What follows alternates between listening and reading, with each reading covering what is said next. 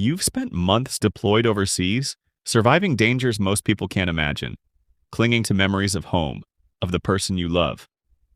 You finally return to Austin, Texas, driving through familiar streets, thinking about surprising your wife, and then you see her car, but she's not alone. Through the window in broad daylight, you watch your wife locked in a passionate kiss with another man. Your world doesn't just crack, it shatters into 1,000 pieces. Every promise, every lonely night you endured, every sacrifice you made. Meaningless in an instant. What happened next on that Austin street would transform a moment of betrayal into a catastrophe that destroyed multiple lives forever. This is the story of a chief warrant officer whose split-second decision in the grip of devastating heartbreak led to a tragedy that no one could undo. Before we dive deeper into this heartbreaking case, if you're interested in true crime stories that examine the darkest moments of human emotion and the devastating consequences of split-second decisions, make sure to subscribe and hit that notification bell. These stories aren't just about crime. They're about understanding how quickly life can spiral out of control. The life of a military family is never easy. Long deployments, constant relocations, the weight of service, it tests even the strongest relationships. For our chief warrant officer stationed at Fort Hood, military life was all he knew. He'd dedicated years to serving his country, rising through the ranks with distinction. Respected by his peers and superiors alike, Austin had become home during his most recent posting. The Texas capital, with its vibrant culture and growing military community, seemed like the perfect place to build a life. He and his wife had settled into what appeared to be a typical military marriage from the outside, complete with the usual challenges of deployment cycles, the separations, the reunions. His wife had established her own life in Austin while he was away.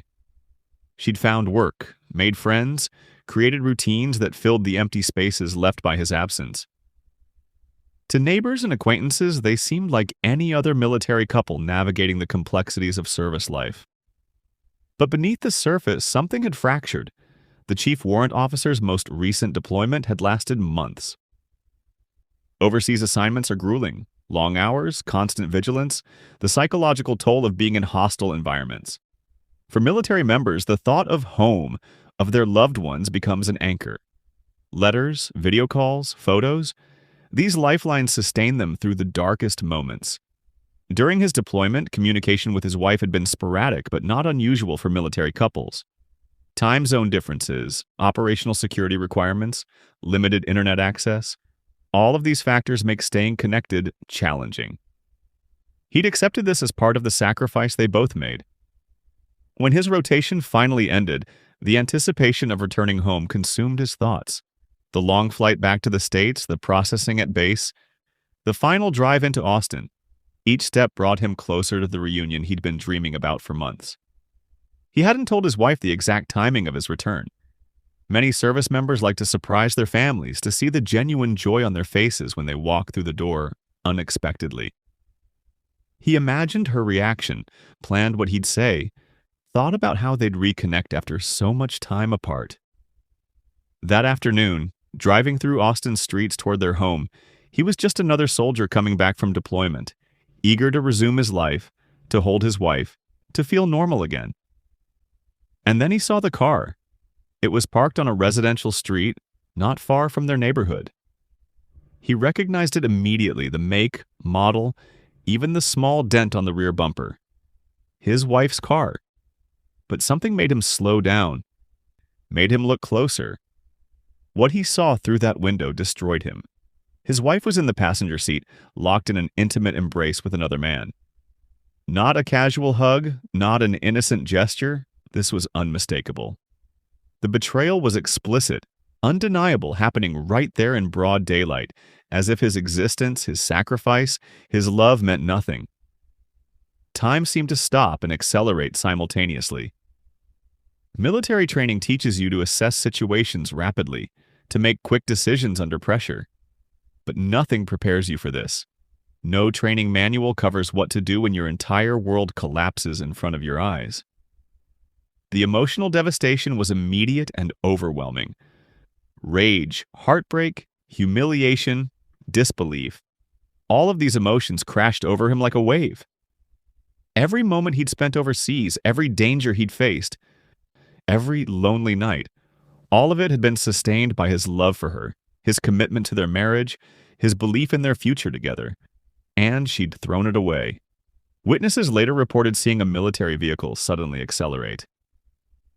They saw the chief warrant officer's face through the windshield, described it as contorted with anguish and fury, tears streaming down his face even as his jaw was set with terrifying determination. He made a decision that would change everything. Instead of driving away, instead of confronting them verbally, instead of choosing any of 1,000 other options, he aimed his vehicle directly at his wife's car and accelerated. The impact was devastating. Metal crumpled, glass shattered, the sound echoing down the quiet residential street. His vehicle slammed into the side of his wife's car with tremendous force, the impact sending it skidding across the pavement. Airbags deployed, alarms blared, the violent collision transforming a moment of betrayal into a scene of chaos and destruction. But he didn't stop. Witnesses described watching in horror as he reversed, then struck the vehicle again. The rage, the pain, the overwhelming emotional devastation manifesting in these violent, destructive impacts. Each collision was an expression of his shattered heart, his destroyed trust, his obliterated future. Inside the car, his wife and the other man were trapped, screaming, terrified. What had been an intimate moment had become a nightmare. The vehicle's frame was compromised, doors jammed, windows spiderwebbed with cracks.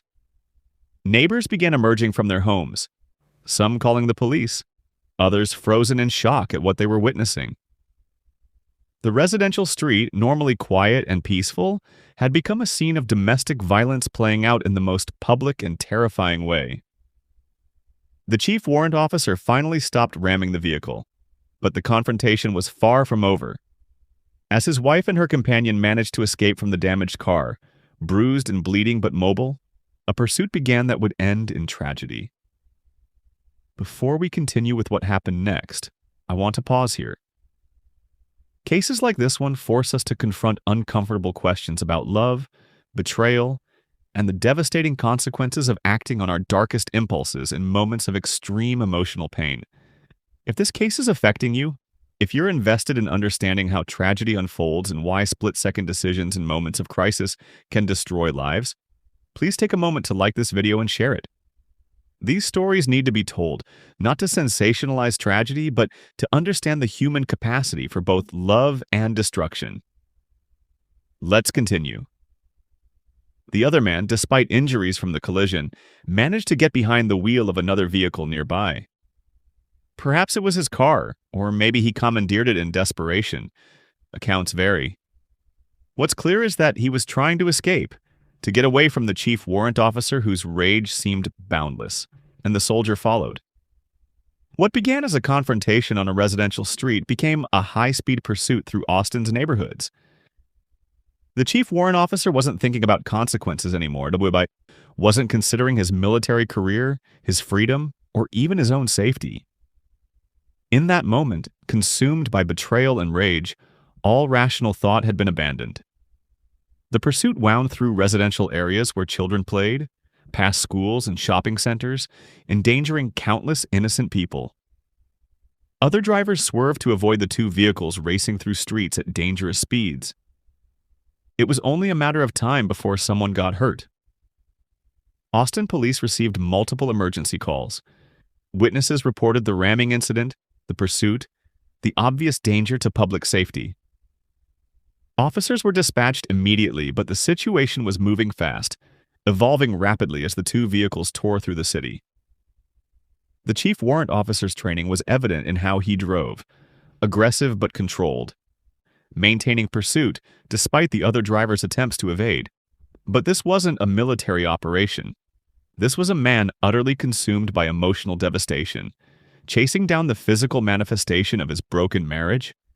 His wife, having escaped the initial collision, was somewhere behind them, possibly calling the police herself, trying to stop what she'd set in motion. But it was too late for interventions, too late for explanations, too late for anything but the inevitable conclusion of this tragic sequence. The pursuit ended in the worst way possible. At a major intersection, with the chief warrant officer still in close pursuit, the other driver made a desperate maneuver trying to escape. Perhaps he misjudged his speed, or maybe the damage from the earlier collisions had affected the vehicle's handling. Whatever the reason, he lost control. The vehicle left the road at high speed.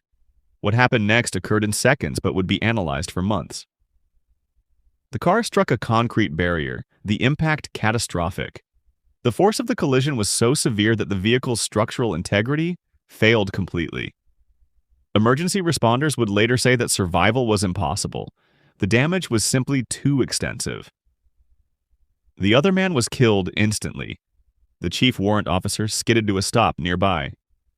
Witnesses reported seeing him emerge from his vehicle and collapse to his knees. The rage that had sustained him through the ramming, through the pursuit, drained away in an instant, replaced by the dawning horror of what had just occurred. He didn't try to run. He didn't try to justify his actions. He simply waited, kneeling on the pavement, as police vehicles surrounded the scene. Within minutes, Austin police had him in custody. The chief warrant officer, a trained military leader, a man who'd served his country, someone who'd spent his career following orders and maintaining discipline, was now in handcuffs, facing charges that would end his career and his freedom. The man he'd pursued was dead. His marriage was destroyed. Multiple lives were shattered, and for what? A moment of betrayal had cascaded into irreversible tragedy. The legal consequences were swift and severe. The chief warrant officer was charged with multiple felonies, including vehicular manslaughter, aggravated assault with a deadly weapon, reckless endangerment, and numerous other offenses. The military immediately began its own investigation, as the incident involved active duty personnel and reflected directly on the armed services. His defense team faced an impossible task. How do you defend someone whose actions were witnessed by dozens of people? How do you explain ramming a vehicle and pursuing someone through city streets, even if the emotional provocation was extreme? They attempted to argue extreme emotional disturbance, that discovering his wife's infidelity immediately upon returning from deployment had triggered a psychological break. Expert witnesses testified about the unique stresses military personnel face, about PTSD, about the emotional toll of deployment and betrayal combined. But the prosecution's case was straightforward. Regardless of emotional state, the chief warrant officer had made deliberate, repeated choices that endangered countless people and resulted in someone's death. The initial ramming might have been impulsive, but continuing the pursuit, maintaining aggression, refusing to stop, these were conscious decisions. His wife, traumatized by the events she'd inadvertently set in motion, cooperated with investigators. The guilt she felt was evident. Her infidelity had triggered this catastrophe, even though she'd never intended or imagined such consequences. The military community was divided. Some expressed sympathy for a soldier pushed beyond his breaking point. Others condemned his actions as inexcusable regardless of provocation. The case sparked intense debate about military marriages, deployment stress, and the psychological support available to service members. This tragedy raises profound questions about human nature, about love and betrayal, about the limits of emotional control. Infidelity is devastating. There's no denying that. The pain of betrayal, especially for someone who's sacrificed so much, can feel unbearable. But this case demonstrates how acting on that pain, allowing rage to override judgment, transforms victims into perpetrators and compounds tragedy exponentially. The chief warrant officer's life before that moment had been one of service and dedication. One moment of discovery, one series of impulsive decisions, and everything was destroyed. Not just his marriage, but his freedom, his career, his future, and most tragically, another person's life. For military families, this case became a cautionary tale about the pressures of service life, about maintaining relationships through separation, about seeking help before crises escalate. The military expanded its counseling and support services, recognizing that emotional readiness is as critical as physical readiness. For everyone else, it's a stark reminder that our worst moments don't excuse our actions. Pain doesn't justify violence. Betrayal doesn't warrant destruction. The consequences of losing control, of allowing emotion to override humanity, are irreversible. This case should haunt us, not because we enjoy tragedy, but because it shows how quickly everything can fall apart when we act on our darkest impulses. If you found this case as disturbing and thought-provoking as I did, please subscribe to the channel and turn on notifications. True crime isn't just entertainment. It's a window into understanding human nature at its most vulnerable and most destructive. Share this video with others who appreciate deep dives into cases that challenge us to think about justice, accountability, and the thin line between victim and perpetrator. Drop a comment below. Do you think extreme emotional disturbance should be considered a mitigating factor in cases like this? Where do we draw the line between understanding someone's pain and holding them accountable for their choices? The chief warrant officer will spend years in prison, living with the weight of what he did. The other man's family will never get him back, and somewhere, his wife carries the guilt of knowing her choices contributed to this catastrophe. There are no winners in this story, only tragedy, loss, and the devastating reminder that our actions in moments of extreme emotion can destroy more than we ever imagined possible.